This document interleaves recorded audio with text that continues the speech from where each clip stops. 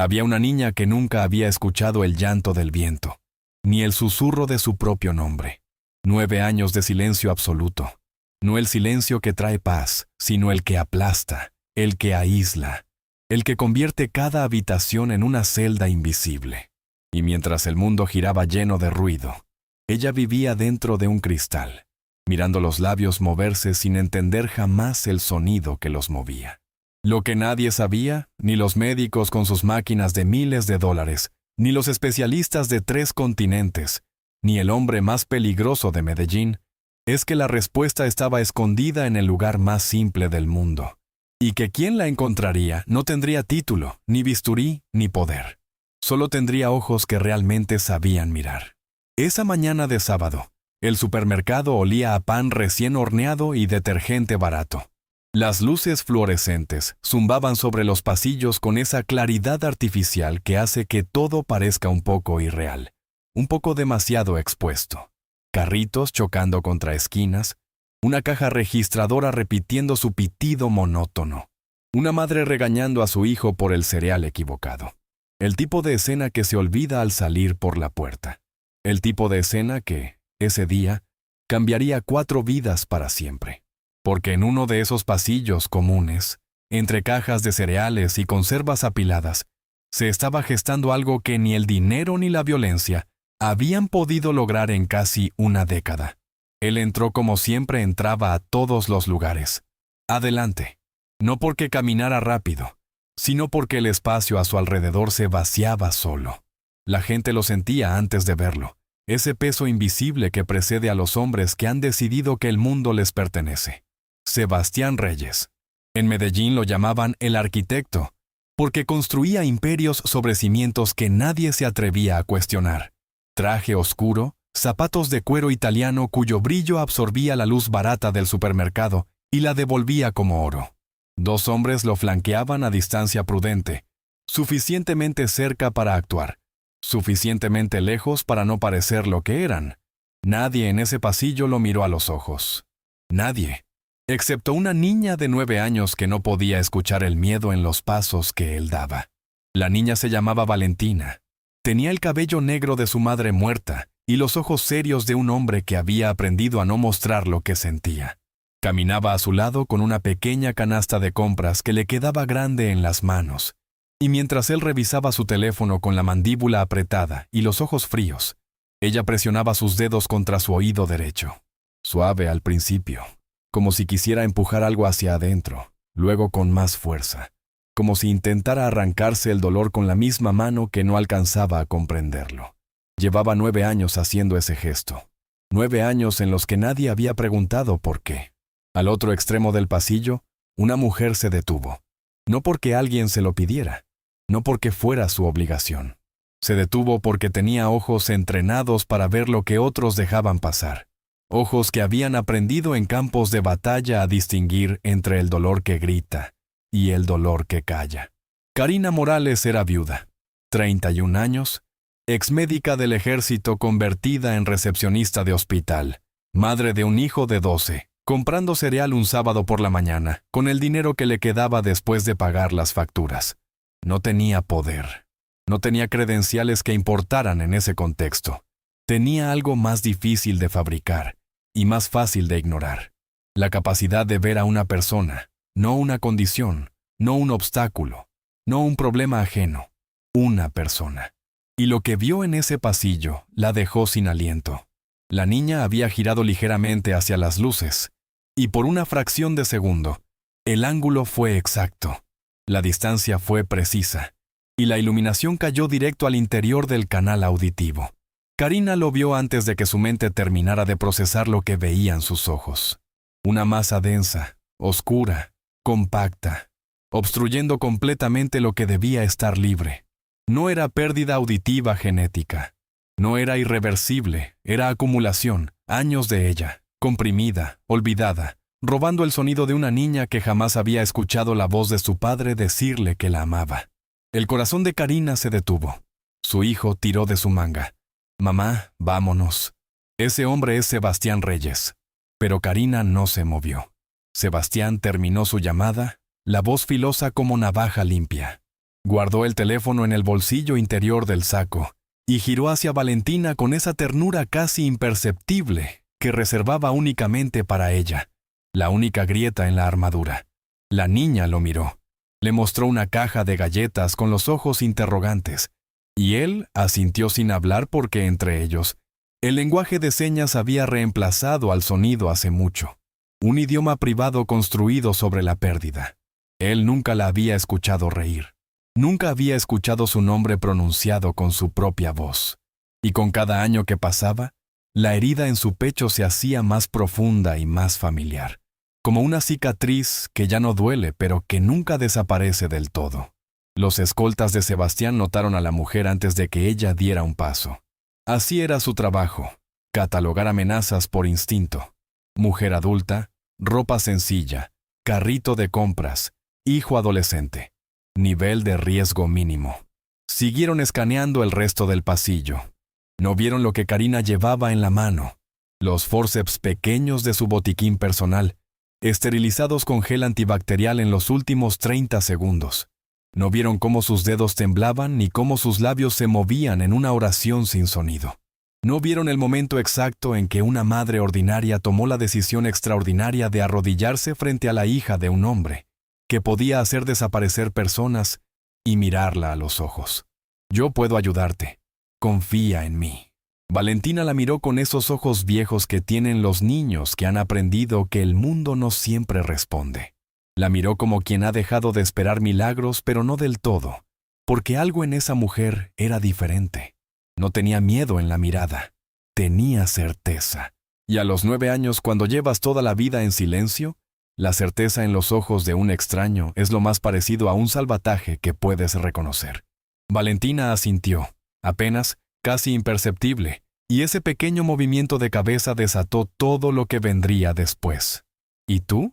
Si hubieras visto lo que Karina vio ese sábado por la mañana, si hubieras reconocido el dolor en los ojos de esa niña mientras el hombre más peligroso del país miraba hacia otro lado, ¿te habrías arrodillado? ¿O habrías tomado a tu hijo de la mano y caminado hacia el pasillo siguiente? No existe respuesta incorrecta, pero sí existe una verdad incómoda. A veces el acto más valiente no ocurre en un campo de batalla. Ocurre bajo luces de supermercado, con el corazón en la garganta y un par de fórceps en la mano temblorosa. Quédate conmigo, porque lo que sucede en los próximos minutos va a dejarte sin palabras. Y si ya sientes que esta historia te encontró hoy por alguna razón, suscríbete y cuéntame en los comentarios. ¿Qué hubieras hecho tú? El penthouse de Sebastián Reyes ocupaba los 3 últimos pisos del edificio más alto del centro de Medellín.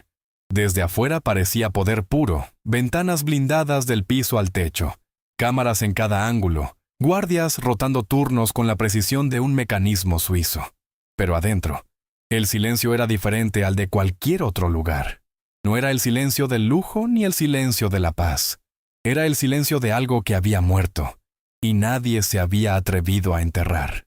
Los hombres de traje oscuro caminaban por los pasillos de mármol sin hablar, sus pasos deliberados, cuidadosos, como si el ruido pudiera despertar algo que era mejor dejar dormido. Habían aprendido rápido. El señor Reyes no toleraba el desorden. No toleraba lo imprevisto. No toleraba nada que no pudiera controlar, excepto lo único que nunca había podido controlar desde el principio. En ese penthouse no sonaba música. Nunca. No porque estuviera prohibida, sino porque un hombre que construye un idioma de señas con su hija sorda no soporta escuchar melodías que ella jamás podrá oír. Era una forma de luto que nadie se atrevía a nombrar. Los televisores permanecían apagados durante el día. Las conversaciones se hacían en voz baja o directamente en silencio, con miradas y gestos que los empleados habían aprendido a descifrar con exactitud quirúrgica. Equivocarse en la interpretación de una mirada de Sebastián Reyes podía tener consecuencias que nadie quería imaginar. El penthouse era una fortaleza, sí, pero también era un santuario construido alrededor de una sola persona, alrededor de Valentina. Todo lo demás era accesorio. Sebastián se paraba frente a la fotografía cada noche. Estaba enmarcada en plata sobre su escritorio, al lado del teléfono que nunca dejaba de sonar y de los documentos que nunca terminaban de firmarse. Ella se llamaba Isabel. Había muerto 16 horas después de que Valentina llegara al mundo, con una hemorragia que los médicos no pudieron detener a pesar de todo el dinero que Sebastián había puesto sobre la mesa. Había aprendido esa noche que el dinero no era omnipotente, que había umbrales que ni el poder ni la violencia podían cruzar. Isabel murió con los ojos abiertos, la mano de él entre las suyas, los labios formando palabras que él nunca escuchó, porque el ruido de las máquinas y el llanto de los médicos lo taparon todo. Hasta hoy no sabía qué había intentado decirle, y esa ignorancia lo carcomía como ácido lento. La culpa era su compañera más constante, más fiel que cualquier hombre de su organización, más puntual que el amanecer, más pesada que todo el dinero que había acumulado en 3 décadas, construyendo un imperio sobre cimientos de sangre y miedo. Sebastián había tomado decisiones que ningún juez en ningún tribunal podría perdonar. Había ordenado cosas que hacían que hombres duros bajaran la vista. Y durante años se había convencido de que era necesario, que el mundo era así, que la única diferencia entre los que mandan y los que obedecen era la voluntad de hacer lo que los demás no se atrevían. Pero desde la noche que Isabel murió, había una voz en la parte más oscura de su mente que le decía que Dios estaba ajustando cuentas, que Valentina era el precio, que el silencio de su hija era la factura de todo lo que él había hecho. Valentina tenía 9 años y jamás había escuchado su propio nombre. Sebastián lo había buscado él mismo, su significado, la que es fuerte, la que vale. Isabel lo había elegido 2 semanas antes del parto, recortando páginas de una revista en la cama del hospital, con esa sonrisa suya que convertía los cuartos grises en algo habitable. La niña era exactamente lo que el nombre prometía. Fuerte de una manera que asustaba, inteligente con una profundidad que a veces dejaba sin palabras a los tutores privados que Sebastián contrataba y reemplazaba cuando no estaban a la altura. Aprendía idiomas con una velocidad que parecía sobrenatural.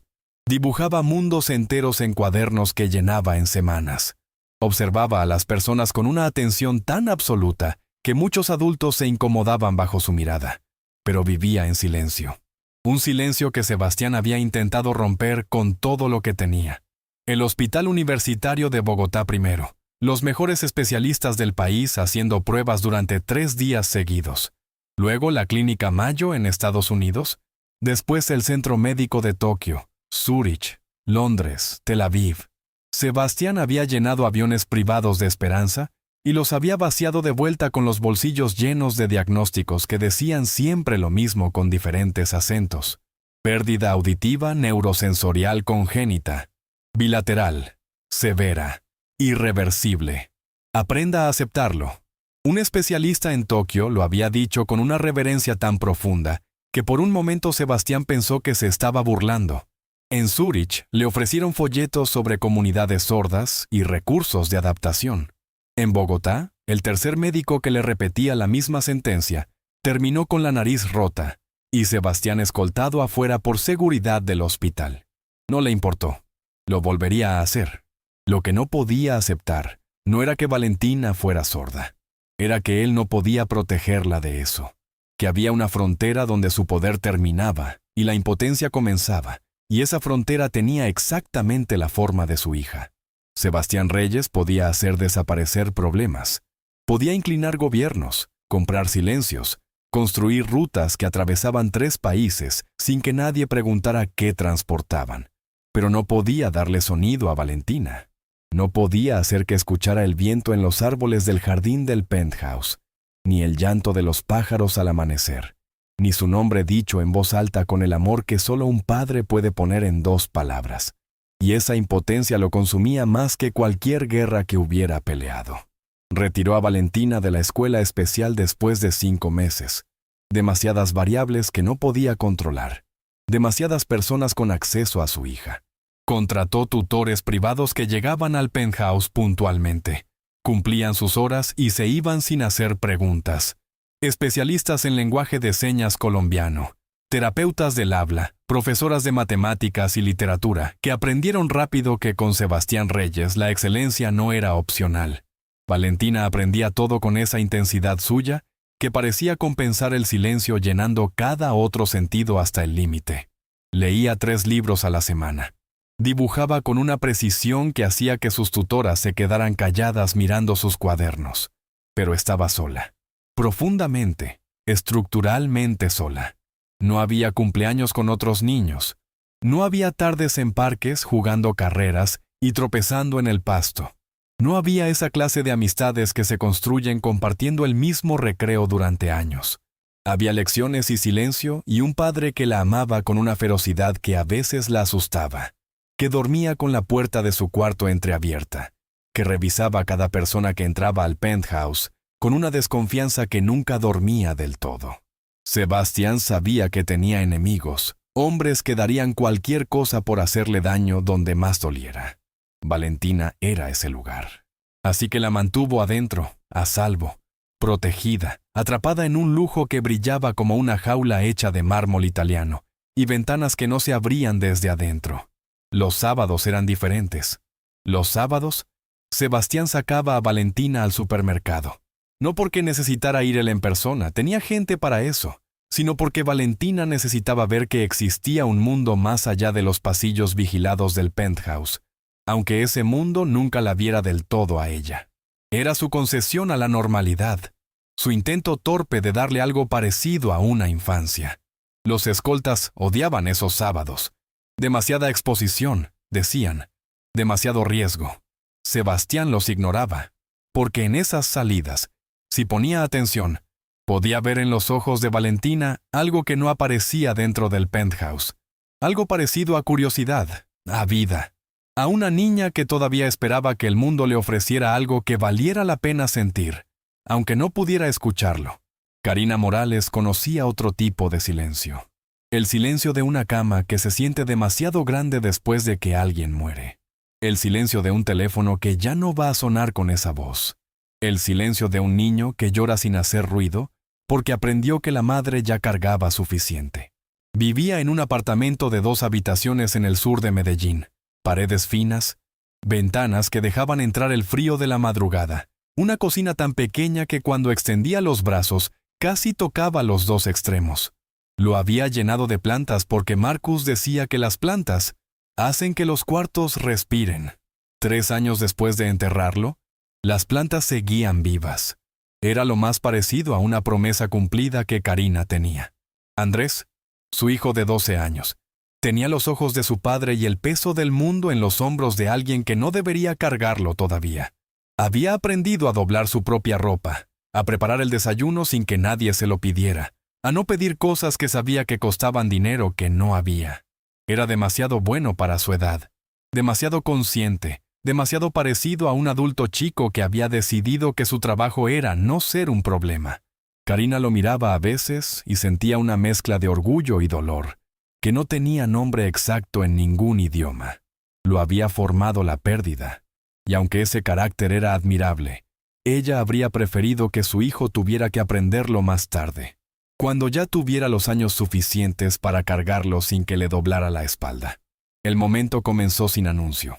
Así comienzan siempre los momentos que cambian todo, sin música de fondo, sin señales visibles, sin que nadie en el pasillo supiera que estaba a punto de presenciar algo que ninguna cantidad de dinero había podido comprar en 9 años. Valentina se había doblado sobre el carrito con las 2 manos apretadas contra su oído derecho, su pequeño cuerpo curvándose hacia adentro como si pudiera hacer el dolor más pequeño haciéndose ella más pequeña. Las lágrimas le caían en silencio por las mejillas, sin sollozo, sin gemido, sin el ruido que normalmente acompaña al llanto humano. Solo el agua cayendo por una cara que había aprendido a sufrir, sin que nadie lo notara. Sebastián estaba de espaldas, la voz cortada y fría hablando por teléfono de algo que no podía esperar. Los escoltas miraban las salidas. Nadie miraba a la niña. Karina lo vio todo. Vio las lágrimas, y la postura, y las manos pequeñas apretando el oído con una desesperación que no necesitaba sonido para comunicarse. Y vio, sobre todo, lo que había visto desde el otro extremo del pasillo, confirmado ahora a menor distancia con una certeza que le apretó el pecho como un puño. La masa oscura en el canal auditivo, densa, acumulada durante años, bloqueando con una brutalidad silenciosa todo lo que debería haber llegado y nunca llegó. Karina había visto eso antes. Sabía exactamente lo que era. Y sabía, con la misma certeza con que sabía su propio nombre, que era tratable, que era simple, que 9 años de silencio habían sido completamente innecesarios. La mano de Andrés apretó su brazo. Mamá. Una sola palabra cargada de todo el miedo de un niño de 12 años que ya sabía lo que significaba perder a alguien. Karina lo miró. Vio el terror en sus ojos, el mismo terror que él había cargado desde el día que les avisaron de Marcus. Ese miedo específico de quedarse solo que no se va aunque pasen los años. Vio a su hijo y supo exactamente lo que arriesgaba. Y luego miró otra vez a Valentina, a la niña que lloraba sin ruido contra un carrito de supermercado, mientras el mundo seguía girando sin verla. Y en ese espacio entre una mirada y la otra, Karina tomó la decisión más peligrosa de su vida. Abrió su bolso con dedos que no temblaban todavía. Eso vendría después. Sacó el pequeño botiquín que llevaba desde sus días en el ejército, desde que Marcus le dijo que una médica nunca sale desarmada de su propio oficio. Los forceps estaban ahí, pequeños, precisos, los mismos que había usado la semana anterior para sacarle una astilla de la palma a Andrés, mientras él hacía gestos dramáticos de dolor, que los dos sabían eran exagerados. Los cubrió con gel antibacterial. Los cubrió bien, contando los segundos como le habían enseñado a hacer en condiciones de campo, cuando los protocolos estándar no eran posibles. Sus manos empezaron a temblar en ese momento.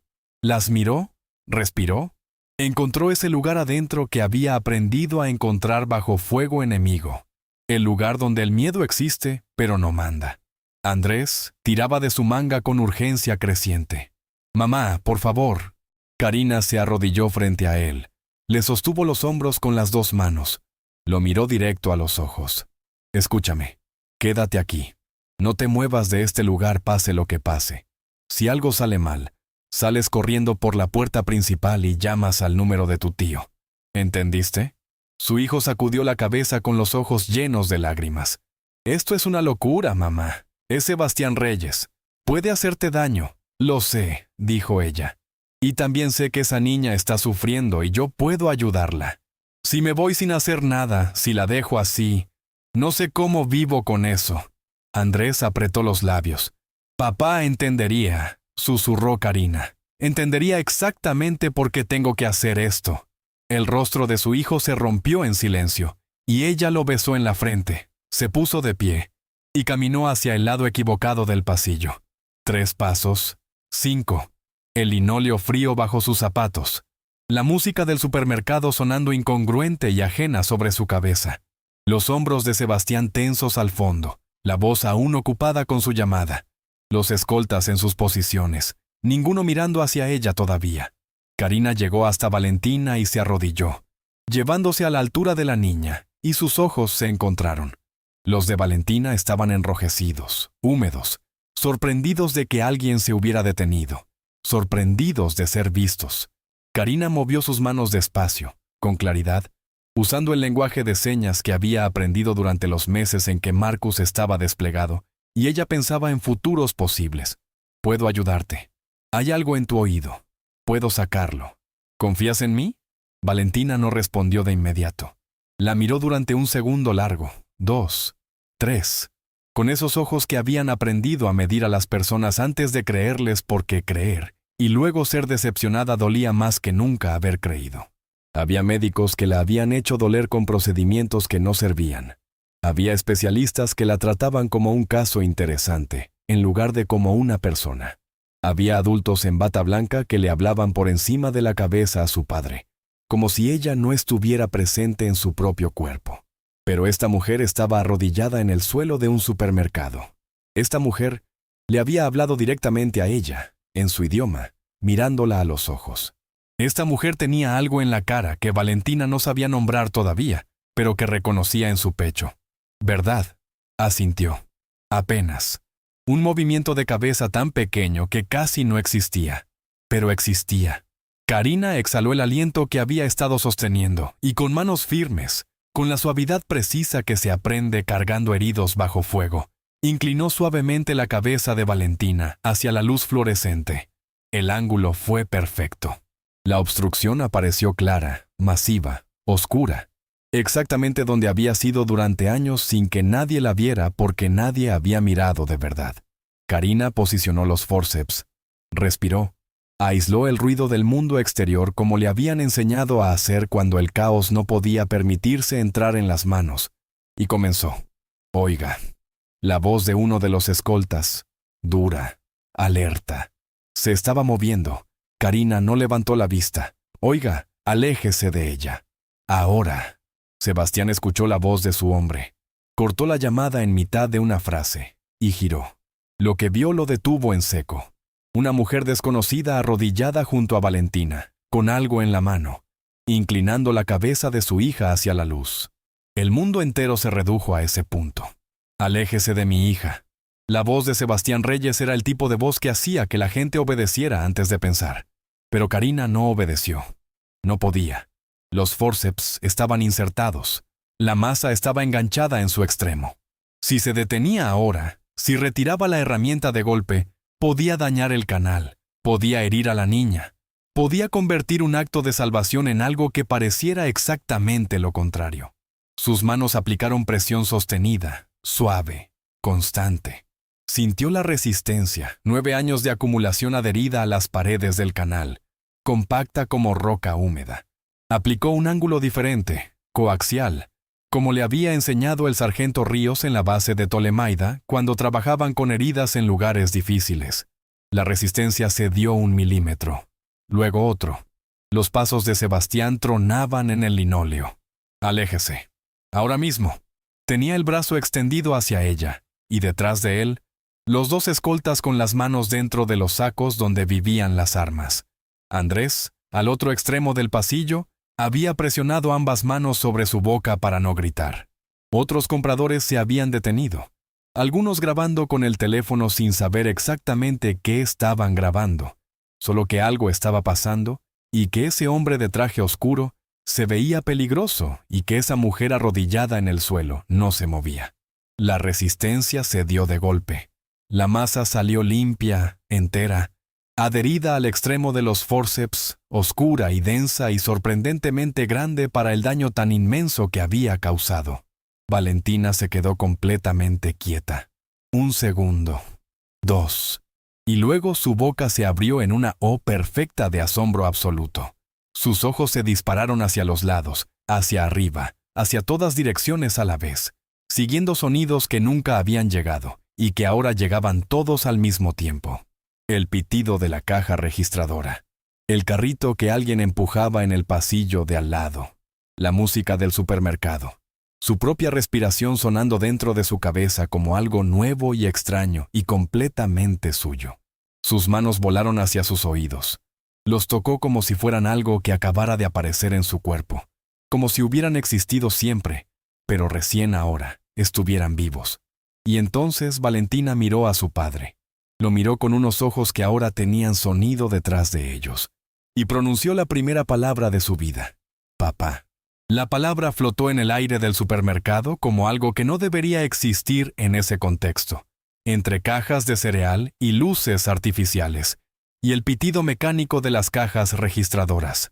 Papá, áspera, imperfecta, pronunciada por una voz que nunca había escuchado su propio sonido, y por eso no sabía todavía cómo calibrarse, cómo ajustarse, cómo sonar como se supone que debe sonar una voz humana después de 9 años de silencio absoluto.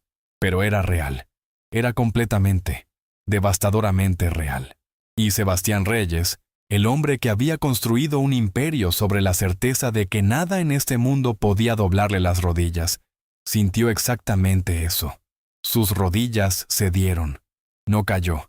Se sostuvo en el borde del carrito con una mano, los nudillos blancos de apretar algo que no era el cuello de nadie, los ojos fijos en su hija con una expresión que ninguno de sus hombres le había visto jamás, y que ninguno sabría describir después si alguien les preguntara. Los escoltas se habían paralizado, manos todavía dentro de los sacos, cuerpos inclinados hacia la acción, pero los pies clavados al linóleo porque la orden no había llegado, y sin orden, no había movimiento. Miraban a su jefe buscando la señal que les dijera qué hacer, Y Sebastián no les daba nada, porque Sebastián en ese momento no era el jefe del cartel de Medellín, ni el hombre que hacía temblar a otros hombres con una llamada telefónica. Era un padre, solo un padre, escuchando la voz de su hija por primera vez en 9 años de espera, que había empezado a convertirse en resignación sin que él se diera cuenta. La rabia vino después, como siempre venía en Sebastián, como escudo sobre lo que era demasiado blando para mostrarse sin protección. Pero llegó tarde, demasiado tarde para evitar que todos en ese pasillo vieran lo que había debajo. Karina se puso de pie despacio, con los forceps sostenidos en la mano abierta, y la masa oscura visible sobre ellos, pequeña y terrible en su simplicidad. Se colocó entre los escoltas, y Andrés, sin hacerlo parecer un movimiento calculado, instinto de madre superponiéndose sobre instinto de médica. «No le hice daño», dijo con la voz tranquila de alguien que ha aprendido a hablar en situaciones donde el miedo no puede permitirse volumen. «Mire a su hija. Por favor, solo mírela». Sebastián la miró a ella primero con esa mirada que catalogaba personas en fracciones de segundo, que medía la amenaza, que calculaba la intención, y luego miró a Valentina. Y lo que vio en el rostro de su hija lo desarmó de una manera que ningún enemigo había logrado en 30 años. Valentina estaba llorando, pero no era el llanto silencioso y resignado que Sebastián conocía, el que aparecía cuando el dolor en su oído se volvía insoportable, y ella no tenía manera de explicárselo con señas que él entendiera del todo. Era otro llanto. Era el llanto de alguien que acaba de recibir algo que no sabía que podía existir, y no sabe cómo contener la enormidad de tenerlo. Tenía las manos sobre sus propias mejillas, las palmas presionadas contra su cara como si quisiera asegurarse de que era real, de que no se iba a despertar. Y seguía girando la cabeza, siguiendo sonidos, identificando fuentes, descubriendo que el mundo tenía dimensión acústica y que esa dimensión era infinita, y que ella estaba apenas en el primer segundo de aprenderla. «Papá», dijo de nuevo, más fuerte esta vez, con más certeza, como probando que podía repetirlo, que funcionaba. Sebastián extendió la mano hacia uno de sus hombres, un gesto que en cualquier otro contexto habría significado «dame el arma». Pero lo que dijo fue «teléfono». Marcó él mismo. El doctor Vargas, su médico personal, atendió al segundo tono. «Necesito el mejor otorrinolaringólogo de Colombia en el Hospital Palermo en 20 minutos. No en 1 hora, no mañana. En 20 minutos. Hubo una pausa al otro lado. «¿Sebastián? Son las 10 de la mañana de un sábado. Me importa lo que es», dijo él con la voz plana que sus hombres reconocían como la más peligrosa de todas sus voces. La voz que no necesitaba subir el volumen para dejar claro que no había segunda opción. 20 minutos. Y colgó. Luego miró a Karina con una expresión que era simultáneamente gratitud y desconfianza, y algo que no tenía nombre pero que dolía en el pecho como todo lo que es demasiado grande para procesarse en el momento. «Usted viene con nosotros», dijo. No era una pregunta. Karina miró a Andrés, que sacudía la cabeza de un lado al otro con los ojos muy abiertos, articulando en silencio un no que contenía todo el pánico razonable de un niño de 12 años que conoce el nombre Sebastián Reyes y entiende exactamente lo que significa. Karina le sostuvo la mirada un momento, luego se volvió hacia el hombre peligroso que le estaba pidiendo que subiera a su carro. «De acuerdo», dijo. «Vamos». Andrés emitió un sonido entre sollozo y carcajada histérica que en otras circunstancias habría sido gracioso. «Mamá», susurró cuando ella pasó a su lado y le apretó la mano. «Estás completamente loca». «Lo sé, baby», murmuró ella, «pero ya estamos adentro». El Mercedes negro olía a cuero nuevo y a algo más difícil de nombrar. El olor específico del poder que se ha ejercido durante tanto tiempo que se impregna en las superficies. Valentina iba sentada entre Karina y su padre, las manos de la niña moviéndose sin parar, tocando el asiento, la ventana, su propio cuello para sentir la vibración cuando hacía sonidos pequeños con la garganta. Clic, un susurro sin palabras. Cada vez que producía un sonido nuevo, abría los ojos más y miraba a Karina como buscando confirmación de que lo que estaba experimentando era real. y no algún tipo de sueño elaborado del que despertaría de vuelta al silencio. Karina asentía cada vez. Sí, eso es real. Lo estás escuchando de verdad. Andrés iba en el asiento de adelante, rígido como madera, mirando al frente, sin hablar.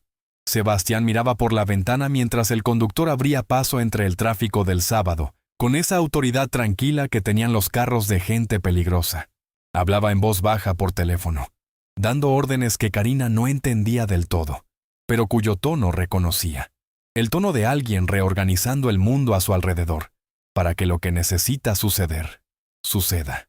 Cada tanto giraba la cabeza y miraba a Valentina con una expresión que se apagaba rápido, cuando notaba que alguien podía verla, como si mostrar lo que sentía frente a extraños fuera una vulnerabilidad que todavía no se permitía del todo. Karina lo observó hacer eso 3 veces.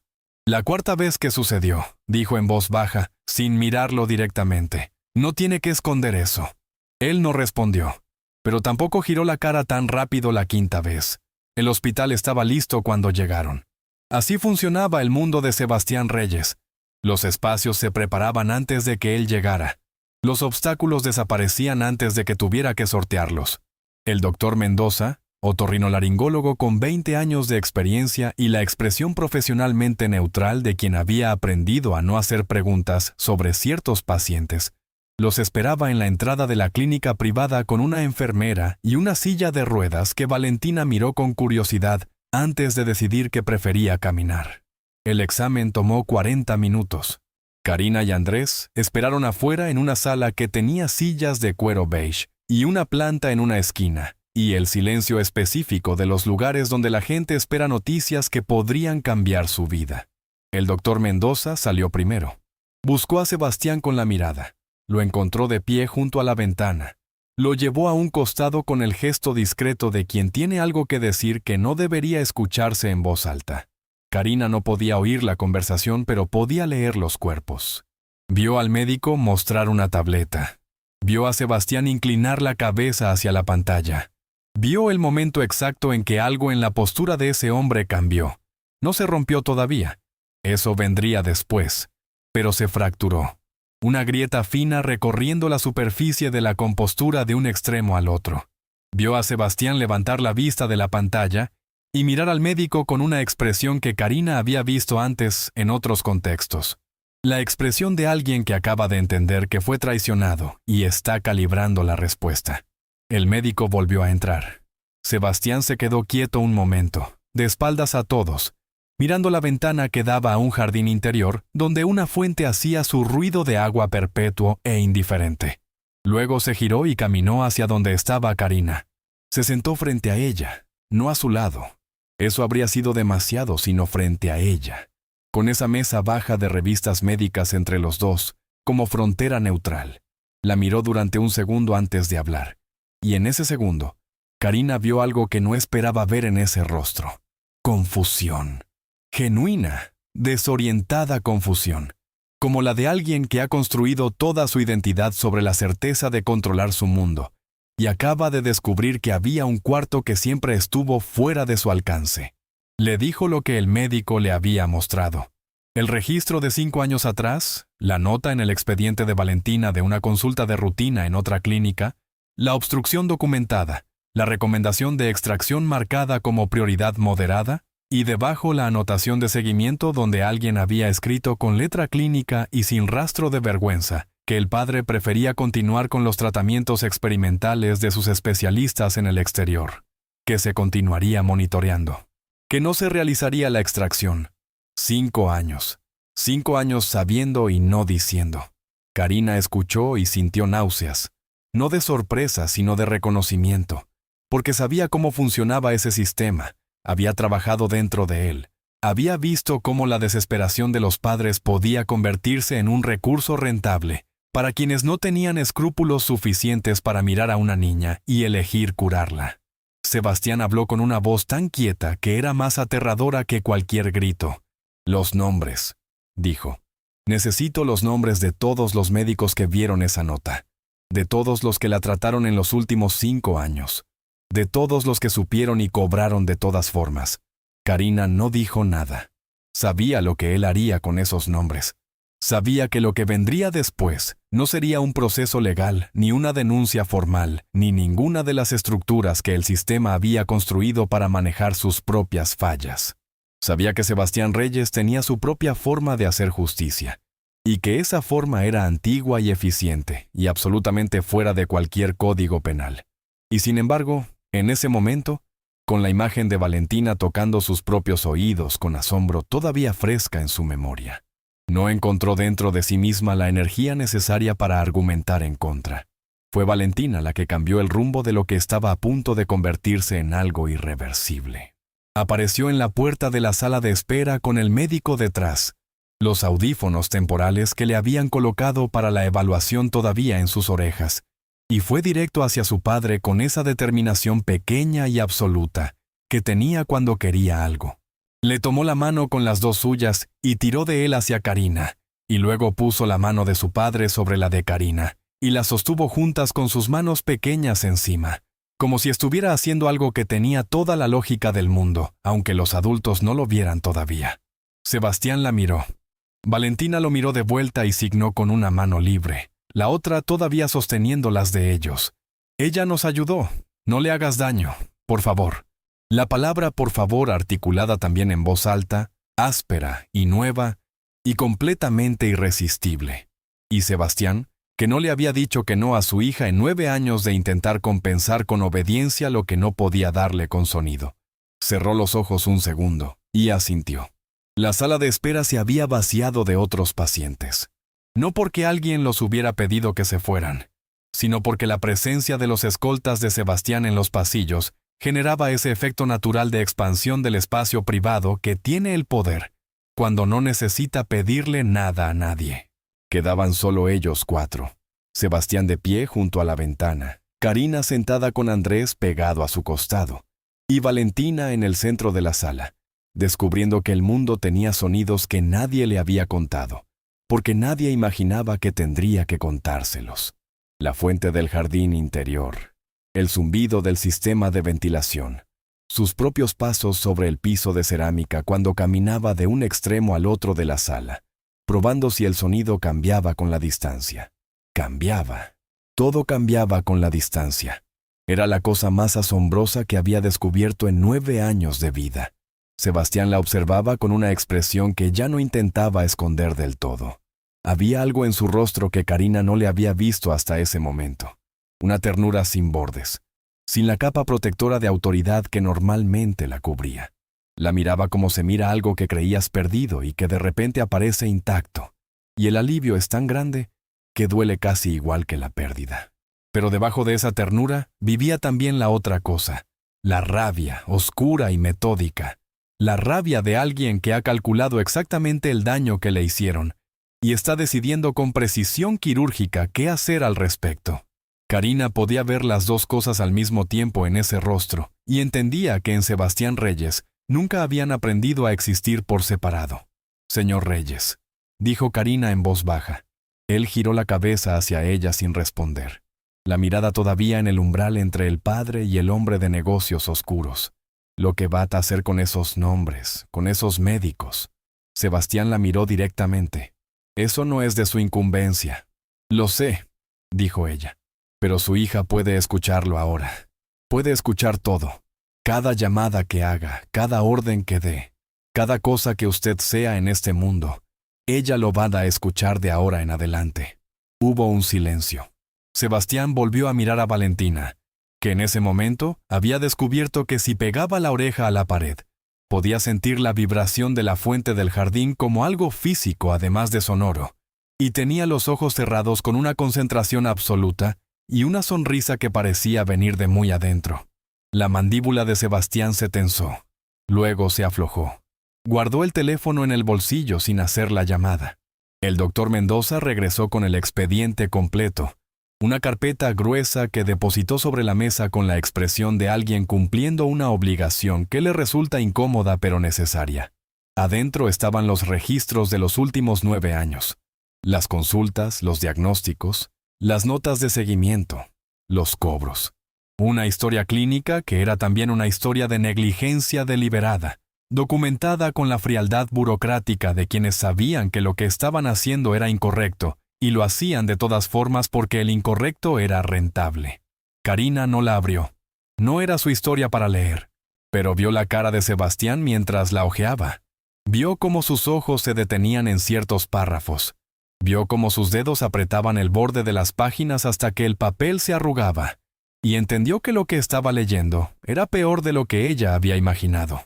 5 años, repitió Sebastián, no en voz alta, apenas audible, más para sí mismo que para alguien más. 5 años tenían esto documentado. 5 años cobrando por tratamientos que sabían que no servían. 5 años mirando a mi hija a la cara y eligiendo el dinero. Cerró la carpeta. La puso sobre la mesa con una calma que era más elocuente que cualquier golpe.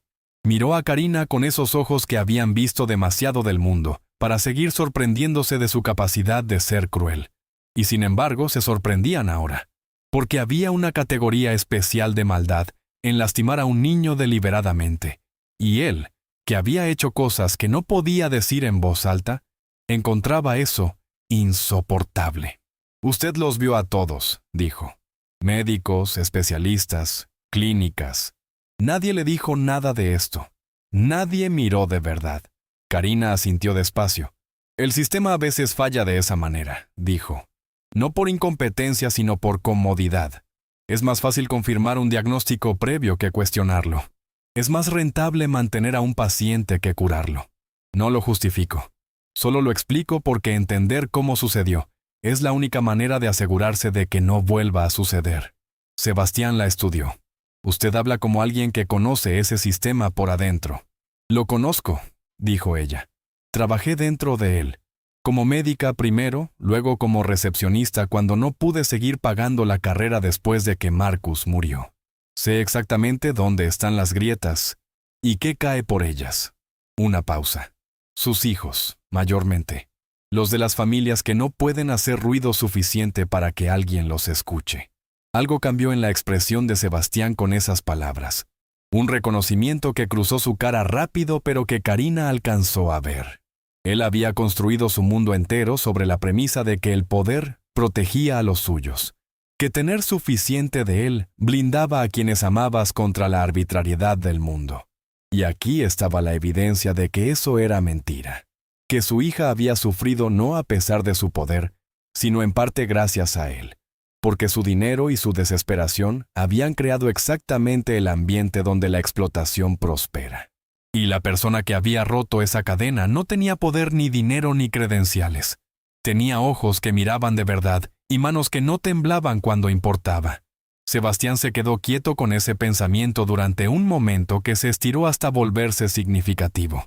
Valentina se acercó a ellos caminando con esa ligereza nueva que tenía desde que el mundo se llenó de sonido, como si el peso de 9 años de silencio hubiera sido también un peso físico, y ahora caminara sin él. Se sentó junto a Karina con la naturalidad de quien decide que una persona es segura y no necesita más deliberación al respecto. Tomó su mano. Luego miró a su padre y signó con la mano libre, apoyándose también en las palabras que estaba aprendiendo a usar, mezclando los 2 idiomas que ahora tenía. ¿Cuándo escucho tu voz de verdad? ¿Sin los audífonos del doctor? Sebastián se arrodilló frente a ella. En ese movimiento, el hombre más temido de Medellín se puso de rodillas en el piso de cerámica de un hospital privado y tomó la cara de su hija entre sus manos, con una delicadeza que parecía imposible en esas manos que habían hecho lo que habían hecho. Ahora mismo, dijo en voz alta. Si quieres, puedo hablar ahora mismo. Valentina asintió con los ojos muy abiertos. Sebastián habló. No dijo nada elaborado, no hizo ningún discurso. Dijo su nombre. Solo eso. Valentina. Con todo el amor acumulado de 9 años que no habían tenido canal de salida sonoro. Todo lo que había sido solo gestos y miradas. Y presencia física porque el sonido no era una opción. Valentina. Y Valentina escuchó su nombre por primera vez en su vida, dicho por la voz de su padre, y el sonido de esas 4 sílabas pronunciadas por esa voz específica la deshizo completamente. Se lanzó sobre él, los brazos alrededor de su cuello, sollozando con sonido ahora. con llanto que tenía volumen y textura y que llenó la sala de espera de una manera que hizo que Andrés mirara hacia otro lado y parpadeara rápido varias veces seguidas. Sebastián la sostuvo. La sostuvo con esa fuerza específica de los padres que han tenido miedo de perder y que cuando abrazan, lo hacen como si el abrazo fuera también una promesa. Sus ojos estaban cerrados y sus labios se movían sobre el cabello de su hija, repitiendo su nombre una y otra vez, como si estuviera aprendiéndolo de nuevo en este idioma nuevo que los dos compartían ahora. Y luego, sin soltar a Valentina, extendió un brazo hacia Karina. No un gesto de exigencia ni de autoridad, un gesto de incluir, de reconocer que lo que estaba ocurriendo en ese cuarto no habría ocurrido sin ella, y que eso merecía algo más que palabras. Karina dudó un segundo.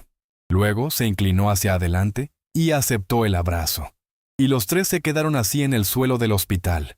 Dos familias rotas descubriendo que, a veces, los pedazos de distintas personas encajan de maneras que nadie planeó. Andrés los miraba desde su silla con esa expresión específica de los adolescentes que están siendo movidos emocionalmente y prefieren fingir que no. Pero sus ojos estaban brillantes y su boca tenía la curvatura involuntaria de una sonrisa que no había decidido aparecer. Karina lo vio sobre el hombro de Sebastián y le extendió la mano.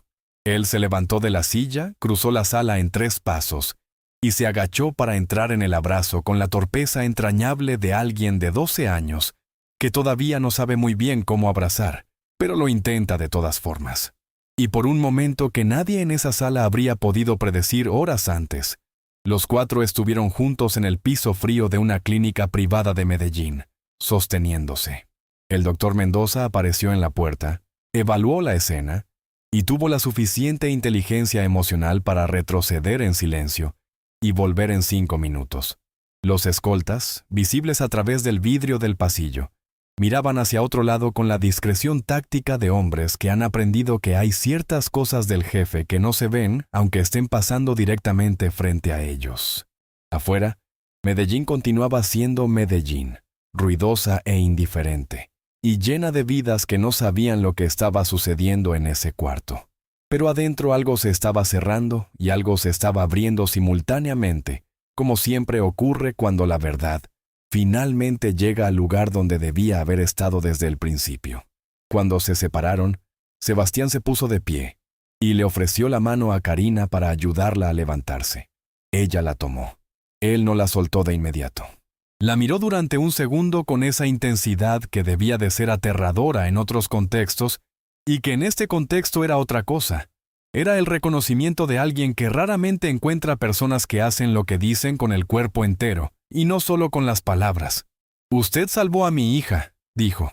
«No solo hoy. La salvó de seguir viviendo en algo que podría haberse terminado hace 5 años». Karina sostuvo su mirada. «No la salvé», dijo con suavidad. «La vi. Hay una diferencia. A veces ver a alguien es suficiente para que ellos puedan salvarse solos». Sebastián no respondió con palabras. Giró hacia el doctor Mendoza, que había regresado a la puerta, y le dio instrucciones en voz baja. Luego se volvió hacia Karina con la decisión tomada visible en cada línea de su postura. «Usted iba a ser enfermera», dijo, antes de que la vida lo cambiara. Karina parpadeó, sorprendida de que lo recordara, de que lo hubiera guardado entre todo lo que había pasado en las últimas horas. «Sí», dijo. «Me faltaban 2 años para terminar cuando tuve que dejar la carrera». «Entonces va a terminarla», dijo Sebastián. «No como caridad, como deuda. Yo le debo a usted 9 años de mi hija. La matrícula, los libros, lo que necesite para terminar. Y cuando se gradúe, si quiere, habrá un puesto en la clínica privada que voy a abrir. Porque el sistema que le falló a Valentina le falla a cientos de niños cuyos padres no tienen los recursos para seguir buscando». Karina abrió la boca para rechazarlo. Él levantó una mano. «No me diga que no. Dígame si le parece justo». Ella pensó en Marcus, en la promesa de no dejar que el miedo la hiciera ciega, en los 2 años de carrera que había tenido que abandonar con el corazón partido, guardando los libros en cajas porque no podía mirarlos sin sentir el peso de lo que había perdido. Pensó en Valentina descubriendo la música, En todos los Valentinas que existían en consultorios de todo el país, siendo diagnosticados con lo incurable, cuando lo que tenían era lo simple, lo tratable, lo que nadie se había molestado en buscar de verdad. Pensó en Andrés, que merecía ver a su madre convertirse en lo que siempre había querido ser. Y asintió. «Me parece justo», dijo. Sebastián extendió la mano. «Trato». Karina la tomó. Y en ese apretón de manos entre el jefe del cartel de Medellín y la viuda del ejército, algo imposible se selló con la solidez de las cosas que ocurren cuando el dolor de dos personas encuentra, contra toda lógica y toda probabilidad, el mismo punto de resolución. Las semanas que siguieron fueron extrañas y hermosas de la manera en que solo pueden serlo las cosas que no deberían haber ocurrido, pero ocurrieron de todas formas. Karina volvió a la universidad con los libros que había guardado en cajas 3 años atrás. Los mismos libros con sus anotaciones al margen, con letra apretada. Las mismas páginas dobladas en las esquinas para marcar los párrafos que le parecían importantes. Los sacó de las cajas una noche mientras Andrés dormía, y los ordenó sobre la mesa de la cocina, y los miró durante un rato largo sin tocarlos todavía, solo mirándolos, reconociéndolos, pidiéndoles disculpas en silencio por haber tardado tanto en volver. Luego los abrió, y algo que había estado cerrado dentro de ella desde el funeral de Marcus se abrió también, sin ruido, sin drama, con la quietud específica de las cosas que finalmente encuentran su lugar. Valentina aprendió que la lluvia tenía sonido. Lo descubrió un martes por la tarde cuando una tormenta llegó sobre Medellín, sin aviso previo. Y ella estaba en el apartamento de Karina con Andrés. Y el ruido del agua contra las ventanas la detuvo en mitad de una frase. Se quedó quieta con la cabeza inclinada hacia el sonido durante 1 minuto completo. Luego fue a la ventana y pegó la palma contra el vidrio para sentir la vibración. Y luego se volvió hacia Andrés con esa expresión que todavía tenía cada vez que el mundo le ofrecía algo nuevo. Esa mezcla de asombro y gratitud y una pizca de indignación suave ante todo el tiempo perdido. ¿Siempre suena así?, preguntó. Andrés pensó la respuesta con la seriedad que ponía en las preguntas que le importaban. «Siempre», dijo. «Pero creo que tú lo escuchas mejor que nosotros porque es nuevo para ti». Valentina consideró eso y asintió como quien recibe una información valiosa. Sebastián llegaba los domingos. Llegaba en el Mercedes negro con los escoltas que esperaban abajo y subía al apartamento pequeño con la incomodidad visible de alguien que no sabe comportarse en espacios que no puede controlar, que no tiene protocolo para la normalidad doméstica, para la cocina con las plantas de Marcus en el alféizar, y la mesa con las marcas de los años, y la televisión que Andrés ponía demasiado fuerte. Se sentaba en el sillón viejo con la espalda recta como si el sillón fuera un trono que no terminaba de aceptar su forma, y miraba a Valentina moverse por ese espacio con la naturalidad que había desarrollado rápido, con la soltura de quien ha encontrado un lugar donde ser niña sin que nadie lo vigile demasiado. Y algo en su postura se iba ablandando a lo largo de la tarde, sin que él lo notara o quizás notándolo, y eligiendo no detenerlo. Hubo una noche, 6 semanas después del supermercado, en que Sebastián y Karina se quedaron solos en la cocina, mientras Valentina y Andrés dormían en los cuartos. Él lavaba los vasos con una torpeza que dejaba claro que no lo había hecho muchas veces en su vida, y ella secaba, y hablaron durante 2 horas de Isabel y de Marcus, de cómo es amar a alguien con todo y perderlo de todas formas, de cómo los hijos cargan sin saberlo la forma exacta del hueco que deja esa pérdida. Hablaron sin los escudos que la gente normalmente lleva puestos en esas conversaciones porque ya no tenían energía para cargarlos, porque lo que habían vivido juntos en los últimos meses había quemado la distancia que normalmente se mantiene entre desconocidos. Hablaron como hablan las personas que se han visto en sus momentos más rotos y han decidido, de todas formas, quedarse cerca. «Dios no nos pide que seamos poderosos», dijo Karina esa noche mirando la ventana de la cocina donde las luces de Medellín brillaban como una conversación entre puntos distantes. «No nos pide que tengamos dinero, ni influencia, ni credenciales que impresionen a nadie. Nos pide que tengamos ojos que vean de verdad, manos que ayuden cuando pueden, y corazones que no se den vuelta ante el dolor ajeno, aunque sea más fácil, aunque sea más seguro. aunque todo indique que no es nuestro problema. Sebastián la escuchó sin interrumpir. Algo que Karina había aprendido que era su forma de decir que algo le importaba. Luego dijo en voz baja, mirando el fondo de su vaso: «Yo pasé 30 años creyendo que el poder era lo que protegía a los que amaba. Y resultó que lo que salvó a mi hija fue una mujer comprando cereal un sábado por la mañana». Karina sonrió. «A veces el milagro viene disfrazado de lo más ordinario del mundo», dijo, «para que no podamos pretender que no éramos capaces de recibirlo. No fue una historia de final perfecto porque las historias perfectas no existen fuera de los libros, y ambos lo sabían. Sebastián seguía siendo quien era, con todo lo que eso implicaba, y el mundo que habitaba no se transformó en algo distinto por el hecho de que su hija pudiera escucharlo. Karina seguía pagando facturas con la precisión ansiosa de quien sabe exactamente cuánto margen tiene. Andrés seguía cargando esa madurez prematura que le había dejado la pérdida, aunque ahora al menos tenía a Valentina para recordarle que tenía 12 años, y que los 12 años merecen también tiempo para el ruido y la risa, y los videojuegos puestos demasiado alto. Pero había algo diferente en todos ellos, algo que no estaba antes del sábado del supermercado, y que no se iría ya. La certeza de que no estaban solos, de que el mundo, a pesar de todo lo que les había quitado, todavía era capaz de poner en el mismo pasillo a las personas exactas que necesitaban encontrarse, y que a veces, lo único que se requiere para que eso ocurra es no mirar hacia otro lado cuando el corazón dice que mires. Y tú, que llegaste hasta el final de esta historia, que acompañaste a Karina hasta ese pasillo y a Sebastián hasta sus rodillas en el suelo de ese hospital, te pregunto algo que quiero que te quedes pensando hoy. ¿Cuántas veces has visto a alguien que necesitaba ayuda y has seguido caminando porque era más fácil, porque no era tu problema, porque el miedo o la comodidad o la prisa fueron más fuertes que lo que sentiste en el pecho? No te juzgo. Me lo pregunto yo también. Pero Karina nos recuerda que los milagros no siempre vienen del cielo. A veces vienen de una persona ordinaria que decide, en el momento más improbable, no mirar hacia otro lado. Si esta historia te movió algo por dentro, si te hizo pensar en alguien que en algún momento fue esa persona para ti, la que se arrodilló cuando todos pasaron de largo, cuéntamelo en los comentarios. Quiero leerlo. Y si quieres seguir encontrando historias que te recuerden por qué vale la pena ser humano, ya sabes dónde quedarte.